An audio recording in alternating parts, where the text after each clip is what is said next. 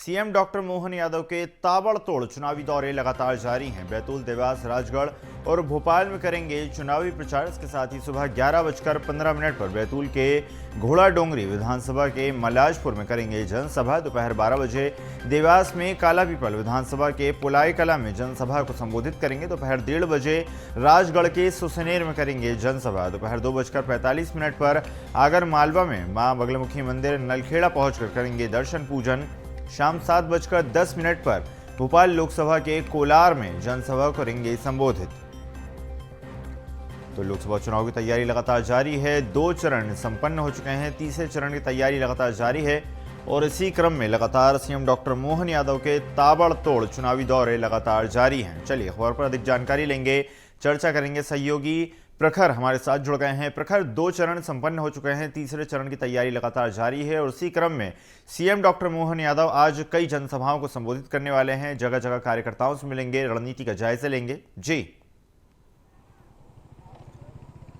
देखिए, बिल्कुल ईसा, 2 चरण का चुनाव जो है वो मध्य प्रदेश में लोकसभा का हो चुका है। 12 सीटें जो हैं 2 चरण में इन पर वोट डल चुके हैं। अब अगर बात की जाए तो 15 सीटें हैं जिन पर 2 चरणों में चुनाव होना है। तीसरे चरण का चुनाव 7 मई को है। ऐसे में तीसरे चरण के प्रचार प्रसार में जो है अब मुख्यमंत्री डॉक्टर मोहन यादव लगे हुए हैं। लगातार अगर बात की जाए तो हर दिन खासतौर पर अगर बात की जाए जिस दिन चुनाव भी था उस दिन भी अगर बात की जाए, दूसरे चरण का चुनाव 29 जब था उस दिन की भी अगर बात की जाए, तभी से लगातार तीसरे चरण की तैयारियों में जुटे हुई है। खासतौर पर अगर आज बात की जाए तो कई सारे ताबड़तोड़ दौरे आज मुख्यमंत्री के होने वाले हैं, जहां पर अगर बात करें बैतूल, देवास, राजगढ़ और भोपाल के अंदर आज चुनावी प्रचार को धार देते हुए नजर आएंगे। खासतौर पर अगर बात की जाए तो राजगढ़ यानी कि दिग्विजय सिंह के गढ़ में जो है आज मुख्यमंत्री हुंकार भरते हुए नजर आएंगे। या दिग्विजय सिंह को लेकर अगर बात की जाए, इस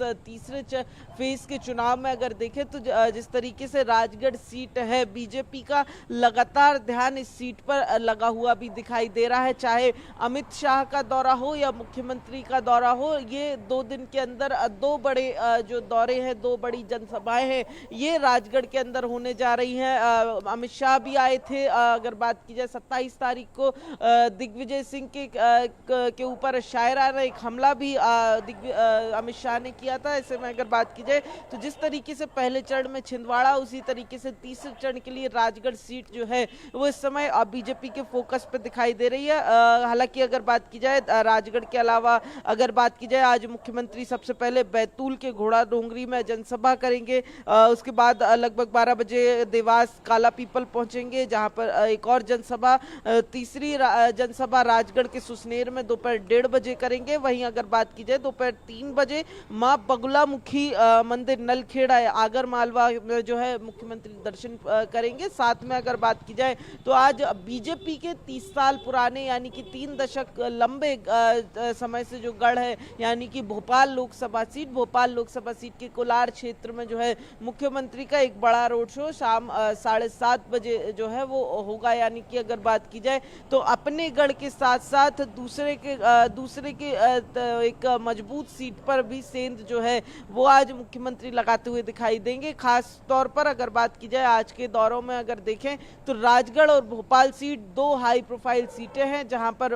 भोपाल की बात की जाए तो लंबे समय से लगभग 3 दशक से अगर देखें तो बीजेपी का गढ़ है। वहीं अगर भारतीय जनता पार्टी की रणनीति की बात की जाए तो जिस तरह से भारतीय जनता पार्टी लगातार इस लोकसभा चुनाव में 400 पार का नारा लगा रही थी, 29 की 29 सीटों पर कमल खिलाने का दावा कर रही थी, लेकिन जिस तरह से 2 चरणों में मतदान का प्रतिशत गिरा है तो कहीं ना कहीं भारतीय जनता पार्टी अब चिंतन करती नजर आ रही है। केंद्रीय गृह मंत्री अमित शाह ने भी साफ संकेत दिए हैं कि जिन मंत्रियों की विधानसभाओं में, जिन मंत्रियों के क्षेत्र में मतदान का प्रतिशत कम होगा उनसे मंत्री पद छीन लिया जाएगा और जिन विधायकों के पास जो है मतदान प्रतिशत अच्छा होगा, उनके क्षेत्र में मतदान प्रतिशत अच्छा गया होगा, वहां उन विधायकों को मंत्री पद दे दिया जाएगा। तो माना जा सकता है कि भारतीय जनता पार्टी एक बार फिर अब एक्टिव मोड में है और लगातार चिंतन करती नजर आ रही है।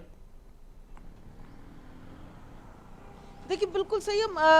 बिल्कुल देखिए ईसा, जिस तरीके से लगातार बीजेपी ने टारगेट रखा था ज़्यादा से ज़्यादा वोट परसेंट का, 70% वोट परसेंट, 10% हर बूथ पर बढ़ाने की बात सामने आई थी। पीएम मोदी ने खुद ये टारगेट दिया था।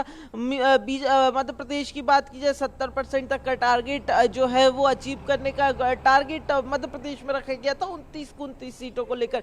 लेकिन जिस तरीके से 2 चरणों का चुनाव रहा, एक तरफ 8% पहले चरण में वोट गिरा, दूसरे चरण में अगर बात की जाए तो वही वोट परसेंट 9% तक आकर गिरा। तो ये कहीं ना कहीं जो है ना केवल बीजेपी बल्कि तमाम राजनीतिक दलों की चिंता जो है बढ़ाते हुए दिखाई दे रहा है, क्योंकि जिस तरीके से वोट परसेंट गिरा है ये कहीं ना कहीं दोनों ही पार्टियों के लिए अच्छे संकेत नहीं है। खासतौर पर अगर बीजेपी की बात की जाए तो टारगेट जिस तरीके से रखा था, यहाँ पर ज्यादा वोटिंग होने की संभावना बीजेपी को थी, लेकिन अगर बात की जाए वोट परसेंट गिरा।